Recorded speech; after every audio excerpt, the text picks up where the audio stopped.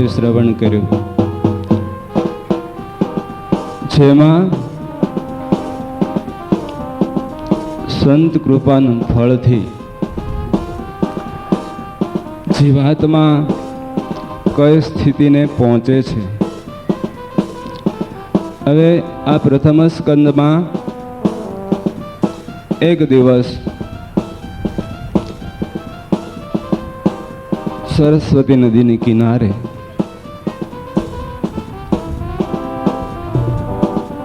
શમ્યાપ્રાસ નામના આશ્રમમાં ભગવાન વ્યાસ, જેના પિતાનું નામ પરાશર મહર્ષિ છે, માનું નામ સત્યવતી છે. ભગવાન વ્યાસ પોતાના આશ્રમમાં બેઠા છે. ભગવાનનું ધ્યાન કરે છે. ધ્યાન એવી વસ્તુ છે, અમસ્ત આપણે આમ તેમ ભમતા હોઈએ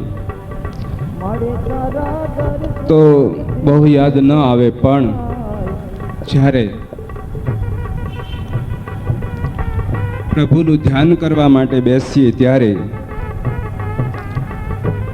ઘણા બધા વિચારો આવે. ઘણા વખત એમ થાય કે પ્રભુની આજ્ઞા છે. કથા વાર્તામાં આળસ, એમાં સદગુણો ન આવે. બીજો વિચાર આવે કે કથા સાંભળવા માટે 5 જણા બેઠા હોય, 2 જણા અંધો હોય, 2 જણા બહેરા હોય અને 1 જણો કઈ સમજતો ન હોય કે આ શું કહે છે. કથા શરૂ થાય એટલે ઊંઘ શરૂ થાય. એક દાદા રોજ કથામાં આવીને ઊંઘે એટલે એટલા કથા વાંચનારે એની સાથે આવેલાને કીધું કે ભાઈ તારે દાદા કથામાં આવે ને ઊંઘે એટલે તારે એને જગાડવા. એટલે ઓલો પછી જગાડે તો દાદા કે મને હુવા દેતો, તો કે કથા જે વાંચે છે એને જગાડવા માટે મને 1 રૂપિયો આપ્યો છે. કાયમી તારેની કથામાં ઊંઘવા ન દેવા. પૂછે ઊંઘો છો? તો કે ના. કથા સાંભળો છો? તો કે હા. જીવો છો? તો કે હા. એટલે બે દિવસે ઓલા બદલાવીને એમ કીધું, ઊંઘો છો? તો કે હા. સાંભળો છો? તો કે ના. જીવો છો? તો કે ના. એટલે ઓલું બાળક કહે છે કે હવે તમને ઊંઘવા ન દઉં, કારણ તમે ઊંઘવા દેવાનો 1 રૂપિયો આપો છો, પણ આ જગાડવાનો આ વાંચનારો મને 2 રૂપિયા વધાર્યા છે. ધ્યાન એવી વસ્તુ છે કે આપણું ચિત્ત જો પ્રભુના ચરણોમાં લાગે. મુનિ ધીર જોગી સિદ્ધ સંત બિમલ મન જહી જાવહી કહી નેતિ નિગમ પુરાણ આગમ જાસુ કીર્તિ ગાવહી. મુનિ ધીર જોગી સિદ્ધ સંત બિમલ મન જહી જાવહી કહી નેતિ નિગમ પુરાણ આગમ જાસુ કીર્તિ ગાવહી. વ્યાસ પ્રભુ રોજ ભગવાન ધ્યાન કરતા ત્યારે ભગવાનની મૂર્તિ એને ધ્યાનમાં દેખાતી, પણ આજે સમાધિમાં મૂર્તિ હૃદયારવિંદમાં દેખાતી નથી. હૃદય નિષ્કપટ હોય તો જ આપણા હૃદયમાં ભગવાનનું સ્વરૂપ એનું દર્શન થાય. એક વખત ભગવાન કૃષ્ણએ ચિત્રકારને આજ્ઞા કરી કે જેવું મારું સ્વરૂપ છે એવી મૂર્તિ ચિત્રીને તું લાવ તો તને ઘણા બધા હું રૂપિયા આપીશ. બોલો, ગરીબ માણસ હતો, ચિત્રકાર બહુ સરસ હતો. સરસ મજાની ભગવાનની મૂર્તિ ચિત્રીને ભગવાનની પાસે લાવે છે. પરિસ્થિતિ એ સર્જાણી, ભગવાન પોતાનું રૂપ બદલી નાખ્યું. એટલે ભગવાન કે ભાઈ આ તે ચિતરેલી મૂર્તિ અને મારામાં તો બહુ ફરક છે. બીજે દાડે પેલો માણસ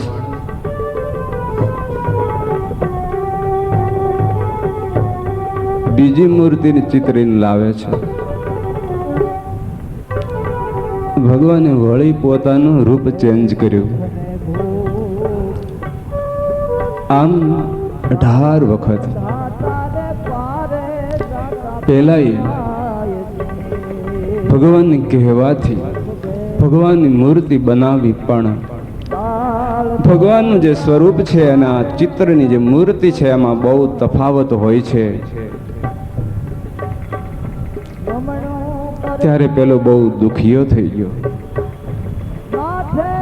કે મારા જીવનમાં તો આવું ક્યારેય થયું નથી. ઘણા વખત નાની એવી ભૂલને કારણે વેસ્ટ બંગાળમાં પારણ હતું, તો ત્યાં એક કથા ચાલતી હતી ગીતા ભવનમાં. એટલે એને ખબર પડી કે સ્વામિનારાયણના સાધુ આ પ્રદેશમાં આવ્યા છે. એટલે સ્વાભાવિક રીતે એમને કીધું કાલે સવારે એક જબરજસ્ત હોલ બનાવ્યો છે, ગીતાનું પારાયણ ચાલે છે અને એમાં પૂર્ણાહુતિ છે, તો આપ હાજરી આપજો. અમે પહોંચ્યા, બહુ બધા પ્રવચનો સાંભળ્યા. ત્યારે હાથ જોડીને એમ કીધું કે આ હોલનું નામ ગીતા ભવન રાખ્યું છે એની કરતા કૃષ્ણ ભવન રાખ્યું હોત. ત્યારે પેલા સંચાલકો એમ કીધું કે સ્વામીજી અમે ગીતામાં માનીએ છીએ પણ અમે કૃષ્ણમાં માનતા નથી. ત્યારે હૃદયમાં બહુ પસ્તાવો થયો કે આની કરતા સભામાં ન આવ્યા હોત તો સારું હતું. ભાવનગર જિલ્લાનું કામ અને નદીમાં ખૂબ પૂર આવેલું. એક બાળક તણાણો, વડીલ પડ્યા, બાળક દાદાને ચોંટી ગયો, બચી ગયો. એટલે ગામનાને એમ થયું કે આપણે આ દાદાનું સન્માન કરવું છે.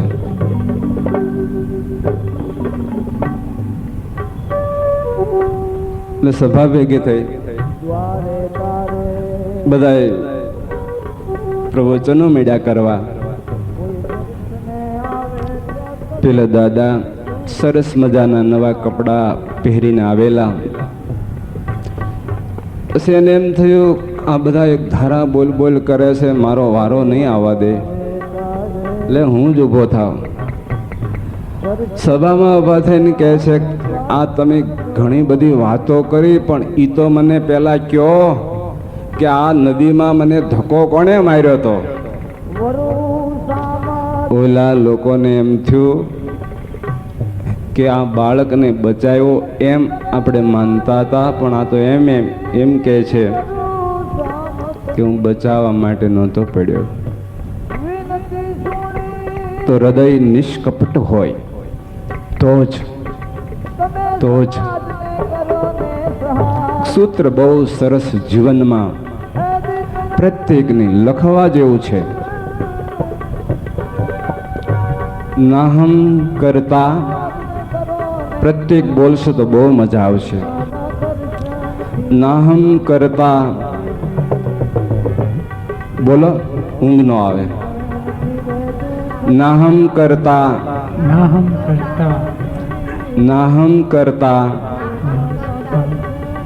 હરિ કરતા.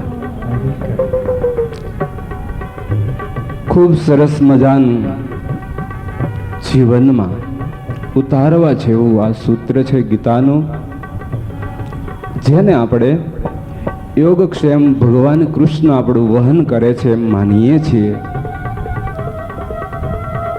સર્વ કાર્યના પ્રેરક વ્યાસ એમ માને છે કે ભગવાન છે. જે વ્યાસ પ્રભુએ પોતાના જીવનમાં ઘણા બધા પુરાણો રચ્યા છે. નારદ આવ્યા એટલે વ્યાસ પ્રભુએ નારદના ચરણોમાં પડી વંદના કરી, પૂજા કરી, બેઠા. નારદ બોલે છે કે પ્રભુ, આપ તો એક ભગવાન અંશરૂપ છો, છતાંય પણ આપનું હૃદય એ દુઃખી દેખાય છે. એનું કારણ?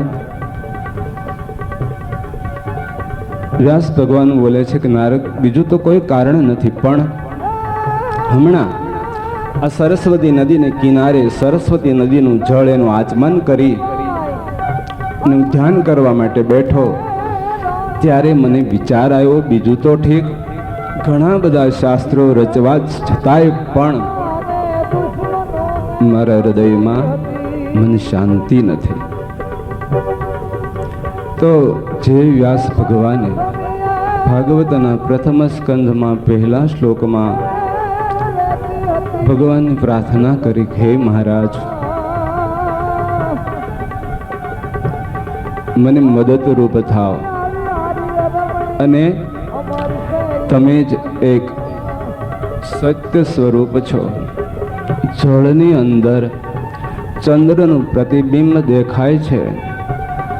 ઝાંઝવાના જળમાં જેમ જળની ભ્રાંતિ થાય છે, એમ જીવાત્માઓ મોહ પાશથી વશ થઈ તમારા કાર્યને વિશે મોહિત બને છે. નારદ મહર્ષિ કહે છે કે તમે ઘણું બધું કર્યું છે, પણ જેમાં ભગવાનના ચરિત્રો ગવાય અને શ્રવણ કરાય, ભગવત ચરિત્રોથી જે શાંતિ મળે, એવા વ્યવહાર કે ધાર્મિક આ બધા નિયમો જે તમે લખ્યા છો, એ સમાજ વ્યવસ્થાને માટે તમે લખ્યા છે, પણ હું જ તમને મારા પૂર્વ જન્મની અનુભૂતિ કહું તો તમને ખબર પડશે. દ્રુમિલ અને કલાવતી બે પતિ પત્ની છે. કશ્યપ મુનિ મહર્ષિના આશ્રમમાં તપશ્ચર્યા કરે છે, સેવા કરે છે. એક દિવસ દ્રુમિલ બહાર ગયો છે અને આ કલાવતી નદીની કિનારે પાણી ભરવા માટે આવી છે. તો સ્વર્ગનો એક ગંધર્વ એમાં મોહિત થયો.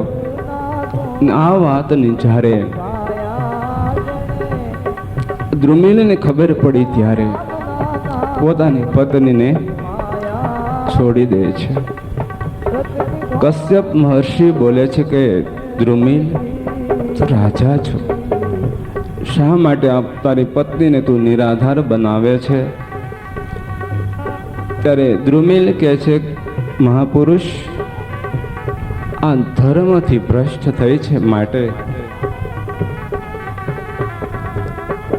હું તમને સમર્પણ કરું છું. ત્યારે કશ્યપ મહર્ષિ કહે છે કે ભાઈ, આ સાધુની ઝૂંપડીમાં અમને તો આ કલંક લાગે, માટે તને ઠીક પડે ને તું દાન કરી દે.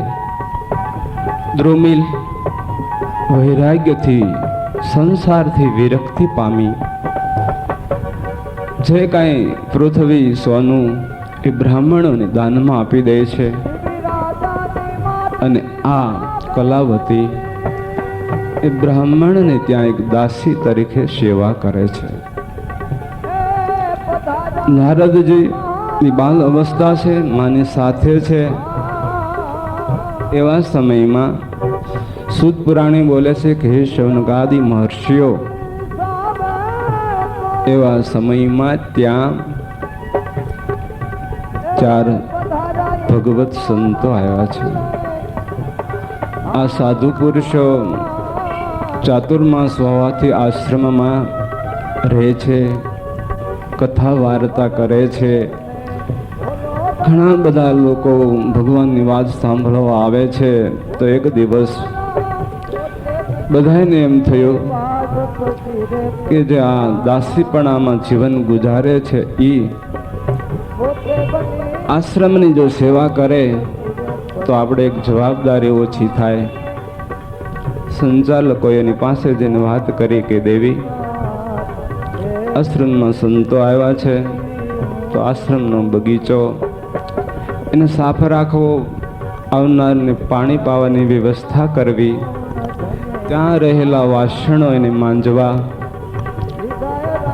અને બહુ આનંદ થયો કે મારું સદભાગ્ય છે કે આ ભગવાનની સેવા કરવાનો મને ચાન્સ મળ્યો.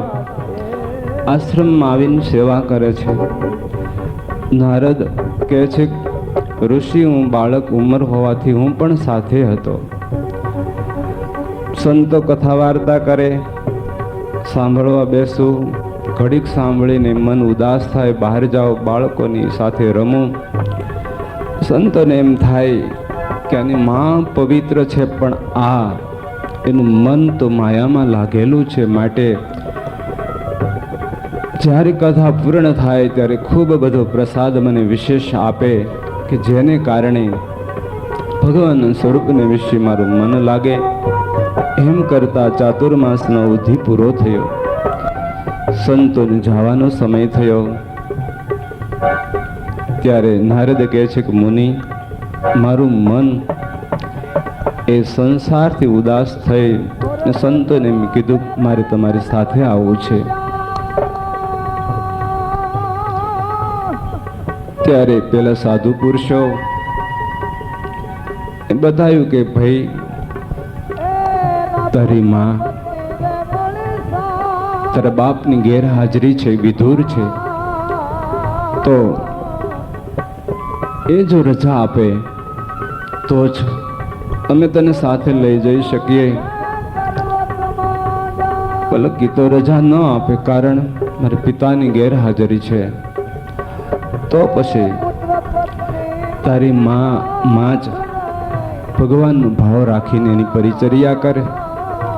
જ્યારે એનું પ્રારબ્ધ પૂરું થાય ત્યારે જ તું એનાથી વિખૂટો પડજે. આ જન્મમાં તો અમારી સાથે નહીં રહી શકે. સંતોના આજ્ઞાથી ને આશીર્વાદથી આ નારદ પોતાની માની સાથે રહે છે. હે શૌનકાદિ મહર્ષિઓ, એવામાં એક દિવસ સંધ્યાનો સમય થયો. ગાય દોવા માટે પોતાની માં હાથમાં બોઘરું લઈને જાય છે. સર્પદંશ થતા નારદના માં એનું પ્રાણ પંખીડું ઉડી ગયું. નારદને બહુ દુઃખ થયું. થોડીક વાર રુદન કરી શાંત થઈ માનો અગ્નિ સંસ્કાર કરી માની જે સંપત્તિ વારસામાં મળી તે સંપત્તિ બધી દાનમાં આપી ઘરનો ત્યાગ કરી જંગલની બીચમાં જવા માટે નીકળ્યા. તો રસ્તામાં હે મહર્ષિઓ ઉત્તર દિશા તરફ ચાલે છે. એમ કરતા કરતા ઘણો સમય થઈ ચૂક્યો. પીપળનું વૃક્ષ આવ્યું, એની નીચે ટેકવીને બેઠા છે. ધ્યાન કરતા હૃદયારવિંદમાં ભગવાનનું સ્વરૂપ એનું તેજ દેખાણું. બહાર નેત્રો ઉઘાડે છે તો કોઈ દેખાતું નથી. એક માજી હતા, મેળો જોવા માટે ગયા. એટલે ઓલા બધા છોકરાઓ કહે છે કે માજી તમે ચાલી શકતા નથી, ના મેળામાં તો બહુ ગીડદી હોય, તો તમે ઘરે રહ્યો તો બહુ સારું. તો કે ના મારે તો મેળો જોવો જ છે. આ બધા બહારથી આવે તો મારો શું ગુનો? હું તો અહીંની છું, હું તો જોવો જ ને. મારા ગામને આંગણે મેળો થાય ને હું ન જોઉં, એમાં તમને શું વાંધો છે? અમને જ કાંઈ વાંધો નથી, પણ આ તમારી ઉંમર બહુ થઈ ગઈ છે અને તમે લાકડીના ટેકા સિવાય હાલી શકતા નથી, એટલે અમે ના પાડીએ છીએ. મેળામાં ઘણી બધી રેકડીઓ છે. આમાં એક રેકડીમાંથી માજીને એમ થયું કંઈક લેવું છે. દર્પણ લીધું, ઓલાને પૂછ્યું કેટલા રૂપિયા? તો ઓલો કે 2 રૂપિયા. આમ જોયું તો વ્યવસ્થિત મોઢું દેખાતું નથી એટલે મૂકી દીધું. બીજા લારીવાળા પાસે જઈને કહે છે આ દર્પણની? તો કે 4 રૂપિયા. એ મૂકી દીધું. ત્રીજા લારીવાળા પાસે જઈને કહે છે કે આ દર્પણની શું કિંમત? તો કે 6 રૂપિયા. એક બાળક હતો, સોમવારે ભણવા જાય તો ઓલો શિક્ષક એને એમ કે 5 ને 3 8. મંગળવારે ગયો તો શિક્ષકે કીધું કે 6 ને 2 8 થાય. બુધવારે ગયો તો માસ્તરે કીધું કે 7 ને 1 8 થાય. ગુરુવારે ગયો તો શિક્ષકે એનું ઈ જ કીધું 6 ને 2 8. શુક્રવારે પછી ન ગયો. તો કેમ ન આવ્યો?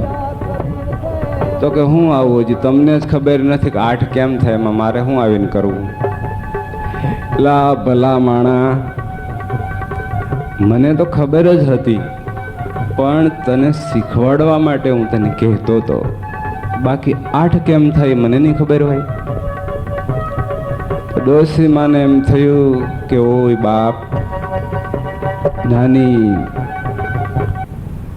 20 વર્ષની હતી અને 8 આનાનું દર્પણ લેતી હતી તો સરસ મજાનું મોઢું દેખાતું હતું.